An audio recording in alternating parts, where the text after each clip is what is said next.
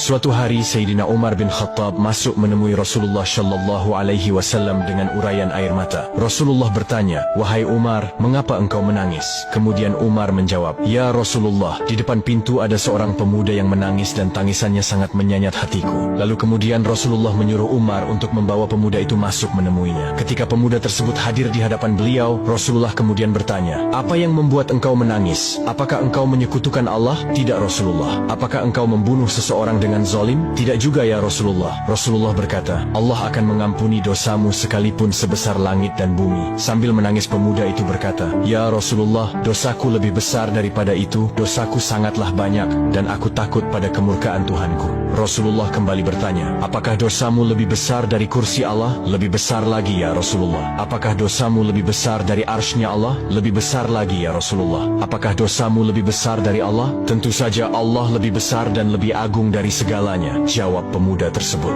"Ya Rasulullah, aku adalah orang yang suka membongkar kuburan, dan sudah 7 tahun lamanya aku melakukan ini. Suatu ketika ada anak perempuan, Ansyar, yang meninggal dunia. Usai ia dimakamkan, aku membongkar kuburannya dan melucuti kain kafannya. Setan telah berhasil menggodaku sampai aku menyetubuhinya. Setelah itu aku meninggalkannya begitu saja. Namun mayat itu seolah-olah hidup kembali dan berkata, 'Tidakkah engkau takut kepada hukumannya kelak di akhirat? Engkau telah meninggalkanku dalam kondisi telanjang dan junub.'" Mendengar cerita tersebut, Rasulullah berdiri dan berkata, "Wahai fasik, enyahlah dari hadapanku. Tidak ada balasan yang pantas bagimu selain neraka." Pemuda itu keluar dari hadapan Nabi sambil menangis penuh penyesalan dan kecewa luar biasa. Ia berjalan menuju padang pasir tanpa makan dan minum bahkan tidur. Selama 7 hari, hari-harinya hanya diliputi dengan tangisan penyesalan. Hingga pemuda itu jatuh tersungkur tanpa tenaga. Ia berdoa, "Ya Tuhanku, aku adalah hamba-Mu yang berdosa. Aku datang kepada utusan-Mu agar bisa menolongku. Akan tetapi aku diusir dari hadapannya. Hari ini, aku datang kepadamu agar engkau mengampuniku dengan kasih-Mu. Namun jika engkau tidak mengampuniku, kirimkanlah api dan bakarlah diriku selagi aku masih hidup di dunia ini sebelum engkau membakarku di akhirat kelak." Tidak lama kemudian malaikat Jibril datang menemui Rasulullah dan berkata,